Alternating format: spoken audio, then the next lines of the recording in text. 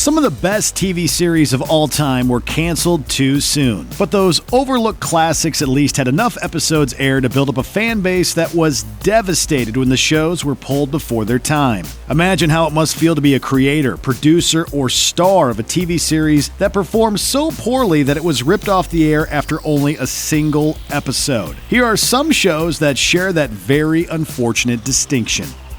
Co-ed Fever. The biggest movie comedy of 1978 was National Lampoon's Animal House. So naturally, all three broadcast TV networks at the time looked to cash in on the craze. CBS's attempt, Co-ed Fever, was canceled before it even debuted in its regular time slot, thwarting countless wacky hijinks. Why don't we all go over to Dean McKee's house and glue his wife to the ceiling? After the TV premiere of Rocky in 1979, CBS had some time to fill and aired a special preview of the show, which was set on the campus of a former women's college that had just started admitting men. While the show ranked a reasonable 19th in the Nielsen ratings for the week, it lost so much of the Rocky audience that CBS shut it down completely. Public Morals. In the 80s and 90s, producer Stephen Bochco, the creator of critically acclaimed hit shows such as NYPD Blue, Hill Street Blues, and LA Law, was just about the king of TV. CBS jumped at the chance to get into the Bochco business and committed the laugh track-laden Public Morals to its fall 1996 schedule. Ratings and reviews for its October debut were dismal, and a show about a vice squad also suffered from bad timing. It premiered in an election year that included a debate over whether TV was growing too vulgar because of shows like Public Morals. CBS canceled it after just one controversial airing. Emily's Reasons Why Not. ABC reportedly spent $5 million on an ad campaign for the mid-season launch of Emily's Reasons Why Not, a 2006 sitcom about how dating is hard and weird, starring the always likable Heather Graham. Graham starred as Emily, a woman unlucky in love trying to figure out who not to date and why. Viewers must have decided there were plenty of reasons why not to give the show a chance. It lost more than a third of the audience of its lead-in and lost a quarter of the audience of The Bachelorette, the show that had occupied its time slot a year earlier, which led to ABC immediately pulling the plug. Secret Talents of the Stars.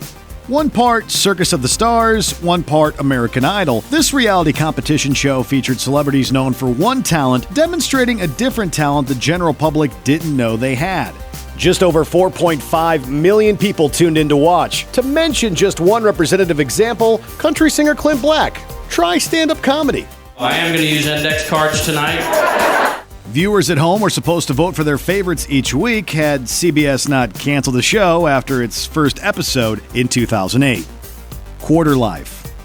High-quality TV streaming on the internet, it's common today, but in 2008, it was revolutionary. Marshall Herskovitz and Edward Zwick, creators of critically acclaimed dramas 30-something and My So-Called Life, debuted Quarterlife on MySpace, which was a hot social media platform at the time. The show was made to reflect its medium. Episodes were short and resembled YouTube clips, and it looked like it was shot on webcams or hidden cameras. While there was no real precedent for what constituted a hit streaming series in 2008, enough people watched that NBC decided to put it on terrestrial television. After taking a few episodes and pacing them together to fit an hour-long programming block, its premiere brought in just 3.1 million viewers, the worst mid-season ratings of an NBC show in nearly 2 decades. The network canceled the show and dumped the 5 remaining prepared episodes onto its cable counterpart, Bravo. South of Sunset. Eagles singer and guitarist Glenn Frey didn't fare nearly as well in his foray into dramatic television as he'd done with smooth California rock.